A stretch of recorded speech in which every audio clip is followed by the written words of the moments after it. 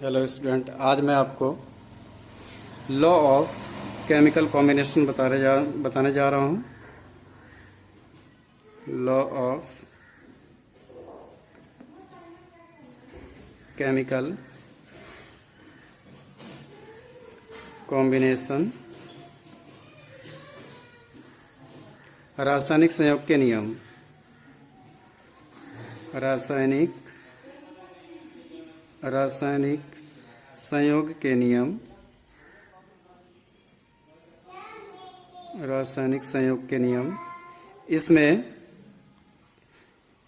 आपको पढ़ना क्या है। जैसे देखिए, कोई भी केमिकल रिएक्शन होते हैं तो केमिकल रिएक्शन किस बेस पे होते हैं, अभिक्रियाएं उसमें किस तरीके से होती हैं, उसके लिए कुछ रासायनिक संयोग के नियम हैं, जिनमें मुख्य रूप से 5 नियम हैं और हम एक एक करके इन नियम को पढ़ेंगे। जिसमें से जो फर्स्ट है आपका law of conservation of mass. Law of conservation of mass, conservation of mass, Hindi में आप इसको बोलते हैं द्रव्यमान संरक्षण का नियम। द्रव्यमान संरक्षण का नियम, द्रव्यमान संरक्षण का नियम। तो इसमें देखिए, पहला नियम जो आपका law of conservation of mass है, इसका जो प्रतिपादन है सन 1774 में लेवोसिए ने इसको प्रतिपादित किया था। तो इसके अनुसार इन्होंने क्या कहा कि कोई भी मैटर अगर है तो मैटर को ना तो हम उत्पन्न कर सकते हैं और न ही हम उसका नाश कर सकते हैं। ठीक है, मैटर जो भी होते हैं आपके सॉलिड लिक्विड गैस, उनको हम ना तो उत्पन्न कर सकते हैं और न ही उनका नाश हो सकता है, न ही वो नष्ट हो सकते हैं या अविनाशी होता है। ठीक है, इसका विनाश नहीं होता है। या इन अदर वे, दूसरे शब्दों में, पहला तो ये कहा कि द्रव्यमान को, ठीक है, जो भी आपके द्रव्य हैं, ठीक है, द्रव्य को न तो उत्पन्न किया जा सकता है, उत्पन्न किया जा सकता है और न ही नष्ट किया जा सकता है। ठीक है, पहली कंडीशन तो ये हो गई। इन्होंने जो law of conservation of mass दिया कि द्रव्य को न तो उत्पन्न कर सकते हैं और न ही इनको हम नष्ट कर सकते हैं। या एक चीज और कहा दूसरे शब्दों में कि अगर कोई रासायनिक क्रिया हो रही है, केमिकल रिएक्शन हो रहे हैं, तो उसमें जो आपके रिएक्टेंट होते हैं और प्रोडक्ट होते हैं, कोई भी केमिकल रिएक्शन अगर होते हैं तो उसमें 2 चीजें होती है आपकी, रिएक्टेंट होता है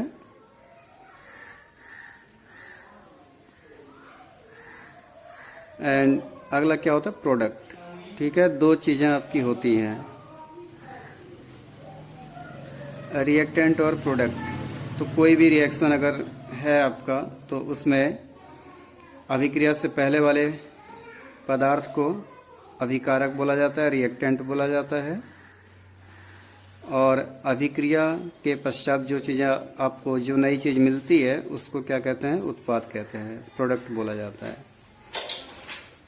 और इसको एरो से दिखाते हैं तो हमें हमेशा रिएक्टेंट से, तो जो भी केमिकल रिएक्शन होते हैं उनमें 2 चीज़ होती है, अभिकारक और उत्पाद।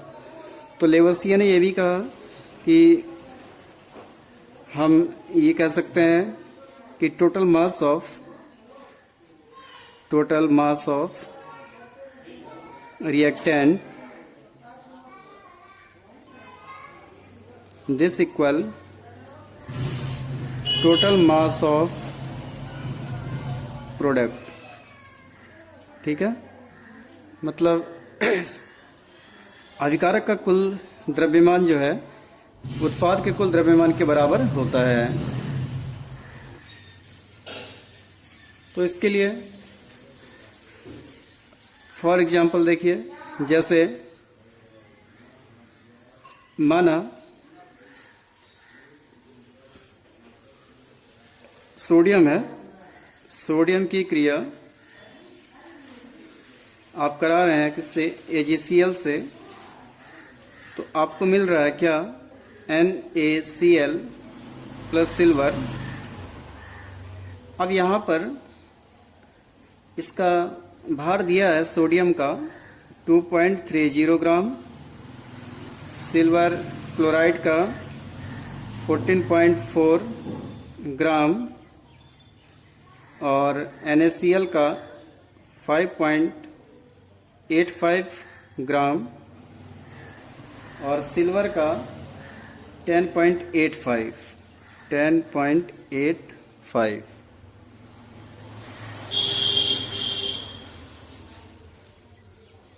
10.85 ग्राम ये है। और हमें इससे हमें दिखाना है कि ये law of conservation of mass का पालन कर रहा है कि नहीं। तो हम यहाँ पर अगर देखें कि टोटल मास ऑफ रिएक्टेंट ये आपका ये रहा ना, दो रिएक्टेंट हैं इसमें, तो 2.30 प्लस 14.4 दिस इक्वल आपको मिल जाएगा 16.7 अप्रोक्सीमेटली 16.7 और total mass of product this equal 5.85 plus 10.85 this is also 16.7। तो हम देख रहे हैं कि दोनों केस में, ठीक है, कि total mass of reactant molecules this equal total mass of product। तो इससे आप कह सकते हैं कि law of conservation of mass satisfied हो रहा है आपका।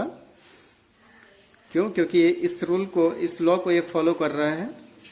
तो law of conservation of mass आपका यही है कि total mass of reactant equal total mass of product. आप इसको याद करिएगा, हमेशा काम आएगा आपके। 1999 में प्राउस्ट ने इसको प्रतिपादित किया। प्राउस्ट इन्होंने क्या कहा कि अगर किसी भी रासायनिक यौगिक में, चाहे वो किसी भी विधि से बनाया जाए या किसी भी स्रोत से उसको प्राप्त करें, तो उनके तत्वों के द्रव्यमानों का जो रेशियो होता है वो क्या होता है, इक्वल होता है।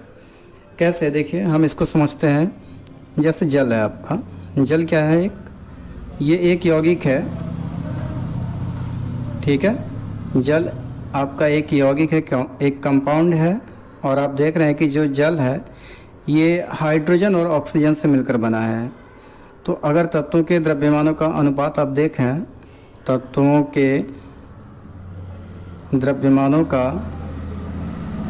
अनुपात, तत्वों के द्रव्यमानों का जो रेशियो होगा, ठीक है, वो कितना है आपका। देखो, जल का जो एटॉमिक वेट होता है कितना होता है, जल का एटॉमिक वेट आपका 1 होता है ना। तो जब उसको ग्राम में व्यक्त करते हैं तो 1 ग्राम बोलते हैं। 2 एटम है इसके तो 2 ग्राम हो जाएगा। 2 रेशियो ऑक्सीजन इज 16, या आप इसको कह सकते हो कितना, 2 से डिवाइड कर देंगे, 2 रेशियो 8। तो ये जो है हमेशा जल अगर आप किसी भी स्रोत से प्राप्त करें, चाहे आप उसको जो है लैब में प्राप्त करें, हाइड्रोजन और ऑक्सीजन के रासायनिक संयोग से अगर आपको जल मिलता है, ठीक है, या वर्षा, नदी, कुएं और समुद्र के जो जल होते हैं वहाँ से जो जल आप प्राप्त करते हैं, तो सभी में जो कार्बन और जो हाइड्रोजन और ऑक्सीजन का रेशियो है, ठीक है, इनके द्रव्यमानों का जो रेशियो है वो कितना होता है, 1:8 होता है। तो यही आपका सेकंड लॉ है कि किसी भी रासायनिक यौगिक में, ठीक है, या किसी भी रासायनिक यौगिक में, चाहे उसे आप किसी भी विधि से बनाएं या किसी भी स्रोत से प्राप्त करते हैं, तो उनके तत्वों के द्रव्यमानों का जो अनुपात होता है वो क्या होता है, सेम होता है। हम यहाँ सॉल्ट में इस तरीके से लिख सकते हैं कि यौगिक के तत्वों के द्रव्यमानों का अनुपात स्थिर होता है,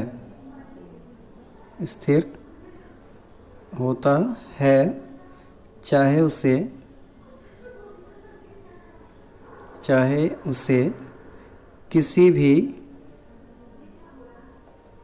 विधि से बनाया जाए,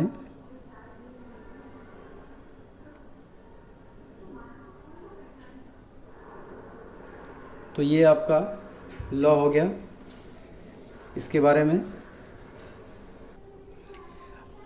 अब इसी बेस पे एक क्वेश्चन है कि NaCl 2 भिन्न भिन्न स्रोतों से प्राप्त किया गया और एक नमूने में क्लोरीन की जो प्रतिशत मात्रा है वो 60.75% है, तथा दूसरे नमूने में 3.88 ग्राम क्लोरीन 6.4 ग्राम नमक में पाया गया। सिद्ध करना है आपको कि ये आंकड़े जो हैं स्थिर अनुपात के नियम की पुष्टि करते हैं। तो हम इसको कैसे सॉल्व करेंगे, इसको देखेंगे। सबसे पहले प्रथम नमूने में, जो पहला नमूना है आपका, तो प्रथम नमूने में क्लोरीन की परसेंटेज कितनी है, 60.75, ठीक है। अब सेकंड, दूसरे नमूने में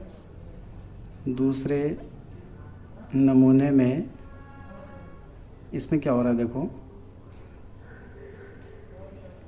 6.4 ग्राम दिया ना, इसमें कह रहा है कि 6.4 ग्राम नमक में, तो 6.4 ग्राम NaCl में सबसे पहले क्लोरीन की मात्रा देखो कितनी है। क्लोरीन की मात्रा आपको यहाँ दी गई है,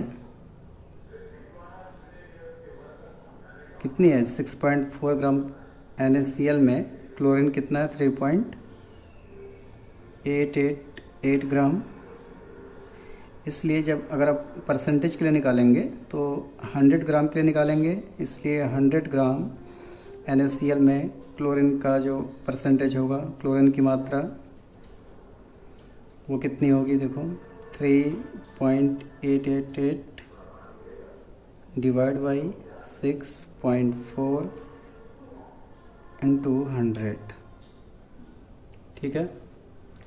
तो इस तरीके से आप कह सकते हैं इतना आएगा। और जब आप इसको सॉल्व करेंगे तो आपको यहाँ से जो वैल्यू मिलेगी 60.75 ग्राम। इतना इसका आंसर आपको मिलेगा हल करने के बाद, ग्राम में है। इसलिए हम कह सकते हैं कि दूसरे नमूने में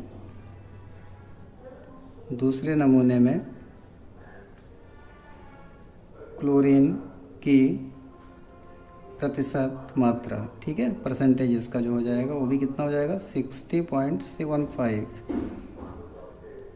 बिकॉज इसकी मात्रा कितनी है 60.75 है। 100 ग्राम के लिए आपने 60.75 निकाला, इसका मतलब कि अगर 100 में इतना ग्राम है, इसका मतलब इसका जो परसेंटेज है वो कितना है 60.75 परसेंटेज क्या है, क्लोरीन है। तो दोनों नमूने में, क्योंकि हम देख रहे हैं कि दोनों नमूनों में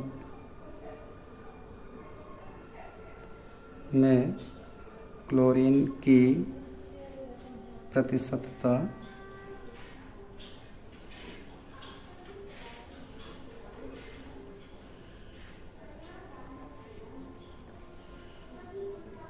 दोनों नमूनों में क्लोरीन की प्रतिशतता समान है। इसलिए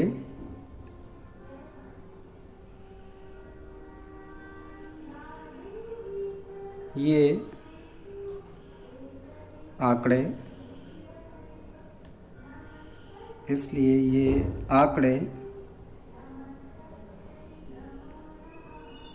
स्थिर अनुपात के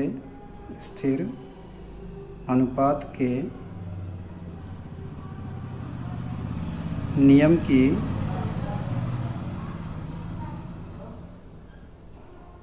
पुष्टि करते हैं, ठीक है। तो यहाँ पर आपका जो लॉ ऑफ कांस्टेंट प्रोपोर्शन के बारे में हमने आपसे बात की। स्थिर अनुपात का नियम किसे कहते हैं, इसकी खोज, इसका जो प्रतिपादन किया था प्राउस्ट ने किया था 1799 में। तो इसमें क्या कहा गया कि यौगिक कोई भी कंपाउंड है, उनके तत्वों के द्रव्यमानों का जो अनुपात होता है हमेशा क्या होता है, कांस्टेंट होता है, चाहे आप उसे किसी भी मेथड से बनाएं। उदाहरण हमने यहाँ पर दे दिया आपको कि NaCl है। NaCl को आप दो तरीके से बना रहे हैं, ठीक है। एक में जो है कि क्लोरीन की परसेंटेज इतनी है, और दूसरे नमूने में जो दूसरा मेथड से बना रहे हैं उसमें 6.4 ग्राम नमक में इतने ग्राम क्या है, क्लोरीन है। तो आपको सिद्ध करना है कि ये आंकड़े स्थिर अनुपात के नियम की पुष्टि करते हैं। तो हमने यहाँ पर प्रथम नमूने में क्लोरीन की मात्रा निकाली, ये दिया ही है आपको इतना। दूसरे नमूने में आपसे कह रहा है कि 6.4 ग्राम NaCl में क्लोरीन इतना है, इसलिए 100 ग्राम के लिए निकालेंगे। क्यों? क्योंकि आपको परसेंटेज निकालना है। तो इतना बाई इतना, इसको सॉल्व करेंगे आप, इसको हल करके आपको इतना मिलेगा। 60.75 ग्राम आपको क्या है, 100 ग्राम में क्लोरीन की मात्रा मिल रही है। इसलिए दूसरे नमूने में क्लोरीन की परसेंटेज कितनी हो जाएगी, 60.75%। तो पहले नमूने में देखो, दूसरा नमूना ये है, पहला नमूना क्या है, ये है। दोनों में क्लोरीन का जो परसेंटेज है वो कितना है, सेम है। इसलिए ये आंकड़े क्या है, स्थिर अनुपात के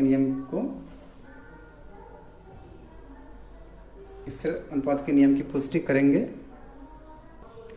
नेक्स्ट थर्ड है लॉ ऑफ मल्टीपल प्रोपोर्शन, गुणित अनुपात का नियम, ठीक है।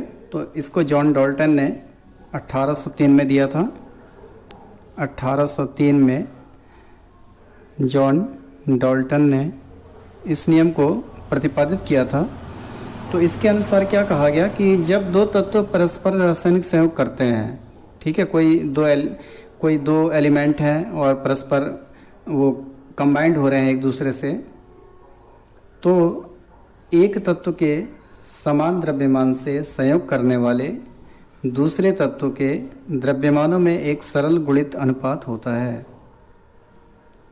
ठीक है। कहने का अर्थ क्या है कि जैसे देखिए हमने यहाँ पर दो एलिमेंट ले रहे हैं, एक कार्बन ले रहे हैं और एक ऑक्सीजन ले रहे हैं, ठीक।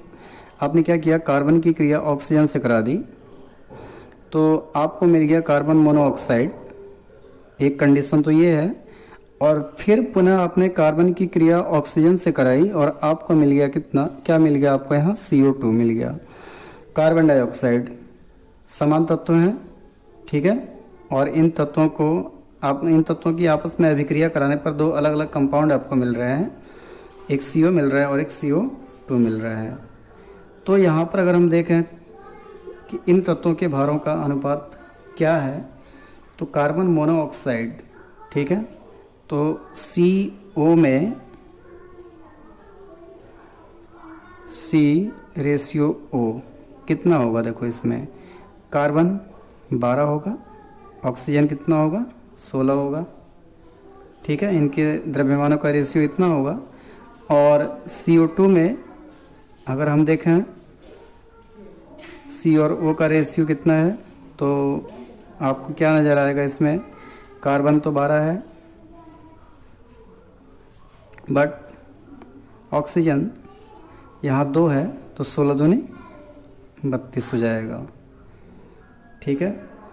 अब देखिए कार्बन के समान द्रव्यमान, कार्बन का मास सेम है ना दोनों कंडीशन में, यहाँ भी 12 है और यहाँ पर भी क्या है 12 है, दोनों कंडीशन में मास ऑफ कार्बन इक्वल, ठीक है, सेम है। लेकिन ऑक्सीजन के जो मास हैं वो क्या है, डिफरेंस हैं, डिफरेंट है दोनों के मास। तो यहाँ पर हम ये लिख सकते हैं कि कार्बन के समान द्रव्यमान से संयुक्त होने वाले ऑक्सीजन, ठीक है, कार्बन के समान द्रव्यमान, कार्बन के समान द्रव्यमान से संयुक्त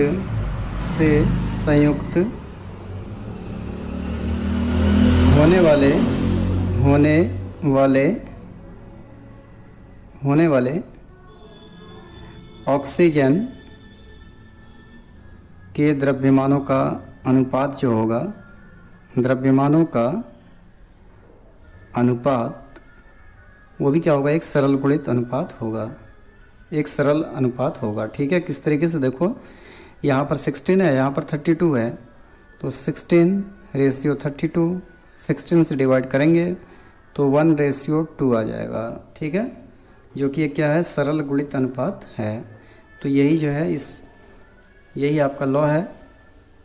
अगर कोई दो तत्व हैं आपस में संयोग कर रहे हैं और 2 या 2 से अधिक यौगिक बना रहे हैं, तो जो समान द्रव्यमान वाला तत्व है उससे जो संयुक्त तत्व हैं उनके द्रव्यमानों का जो रेशियो होगा वो क्या होगा, एक सरल गुणित होगा, सरल गुणित अनुपात में होगा। तो यही आपका गुणित अनुपात का नियम है, ठीक है। अब देखो इसके बाद हम आते हैं फोर्थ अगले। तो अगला जो आपका लॉ है वो है व्युत्क्रम अनुपात का नियम, व्युत्क्रम अनुपात का नियम, लॉ ऑफ रेसिप्रोकल प्रपोर्शन, ठीक है, लॉ ऑफ रेसिप्रोकल प्रपोर्शन, व्युत्क्रम अनुपात का नियम, व्युत्क्रम। तो व्युत्क्रम अनुपात का नियम क्या है, इसमें देखिए, इसको रिचर नामक वैज्ञानिक थे और रिचर ने 1792, ठीक है, 1792 में प्रतिपादित किया था। तो इन्होंने क्या कहा कि अगर कोई एक तत्व है और वह तत्व 2 अलग अलग तत्वों से संयोग करता है, माना आपने एक तत्व A लिया और A की क्रिया B से हुई, तो यहाँ पर प्रोडक्ट आपको कुछ मिला, और फिर A की क्रिया आपने एक और एलिमेंट ले लिया C, इससे जब आपने क्रिया कराई तो इसका प्रोडक्ट यहाँ पर कुछ मिलेगा। तो ध्यान से देखिए इसको आप लोग, A की क्रिया जब हो रही है, A की क्रिया B से हुई, एक प्रोडक्ट मिला, फिर A की क्रिया आपने C से कराई तो एक प्रोडक्ट आपको मिला। अब लास्ट में क्या करना है, आपको B की क्रिया C से करानी है। तो जब B की क्रिया C से होगी तो यहाँ पर एक प्रोडक्ट मिलेगा। तो ये कहा गया, इन्होंने ये कहा रिचर ने कि यदि कोई तत्व ए दो अलग अलग तत्वों बी और सी से अगर संयोग करता है और बी और सी भी आपस में संयोग करते हैं, तो बी और सी भार के अनुसार उस अनुपात में या उसके सरल गुणित अनुपात में संयोग करते हैं, जिससे बी और सी अलग अलग ए के किसी निश्चित द्रव्यमान से संयोग करते हैं। ठीक है, मतलब यह है कि इन दोनों का जो रेशियो है, ठीक है, अभी देखो मैं यहाँ पर एक उदाहरण ले रहा हूँ और क्लियर आपको समझ में आ जाएगा। एग्जाम्पल हमने ये लिया कि सपोज दैट कार्बन है, कार्बन की अभिक्रिया आपकी हाइड्रोजन से हो रही है, तो आपको यहाँ पर मिल रहा है क्या, मीथेन CH4, यहाँ आप 2 कर देंगे तो कार्बन कितना होता है, 12 होता है, 12 ग्राम कार्बन हो गया। हाइड्रोजन आपका 2 1 होता है तो 2 2 दूनी 4 हो जाएगा, 4 ग्राम। ठीक है, कार्बन का 12 ग्राम और हाइड्रोजन का 4 ग्राम जब आप ले रहे हैं तो आपको मीथेन प्राप्त हो रहा है पहली कंडीशन में। फिर कार्बन की क्रिया आपने, ठीक है, सेम एलिमेंट, देखो सेम एलिमेंट की क्रिया करा रहे हैं। कार्बन की क्रिया हाइड्रोजन से हुई, CH4 मिला, और कार्बन की क्रिया फिर आप करा लीजिए किससे, ऑक्सीजन से, और आपको मिल गया क्या, CO2 मिला। तो यहाँ पर कार्बन आपका 12 ग्राम, ऑक्सीजन इज 32 ग्राम। अब ध्यान से देखिए, यही कंडीशन फॉलो हो रही है। ठीक है, ए की क्रिया बी से हुई तो प्रोडक्ट मिला, ए की क्रिया सी से हुई प्रोडक्ट मिला। ए आपका सी है यहाँ, सी की क्रिया हाइड्रोजन से हुई तो CH4, सी की क्रिया ऑक्सीजन से हुई तो CO2। अब इसमें हम देख रहे हैं कि हाइड्रोजन का जो द्रव्यमान है 4 ग्राम है, ऑक्सीजन का 32 है। अब इन दोनों की आपस में आपको अभिक्रिया करानी है। ठीक है, हाइड्रोजन और ऑक्सीजन। तो नेक्स्ट स्टेप में आपको क्या करना है, देखिए, जब आप हाइड्रोजन की क्रिया ऑक्सीजन से करा रहे हैं तो आपको मिल रहा है क्या, जल H2O मिल रहा है। ठीक है, बैलेंस करेंगे तो यहाँ पर आप 2 कर दीजिएगा, यहाँ पर 2 हो जाएगा। अब यहाँ पर ये कितना है, 4 ग्राम आपका हुआ कि नहीं हुआ है, और ऑक्सीजन 32 हुआ। तो हम यहाँ पर दोनों कंडीशन में देख रहे हैं कि कार्बन का जो 12 ग्राम है, ठीक है, कार्बन के 12 ग्राम से संयोग करने वाले हाइड्रोजन और ऑक्सीजन के द्रव्यमानों का जो रेशियो है, ठीक है, हाइड्रोजन और ऑक्सीजन के द्रव्यमानों का जो रेशियो है वो कितना है, 4:32। इसका मतलब कि 4:32 है, और जब ये दोनों आपस में अभिक्रिया करते हैं तब भी हाइड्रोजन और ऑक्सीजन का रेशियो है वो कितना है, 4:32 है। ये दोनों अनुपात समान हैं, इसलिए ये व्युत्क्रम अनुपात के नियम का पालन करेंगे। ठीक, तो इस तरीके से ये आपका क्लियर हो गया।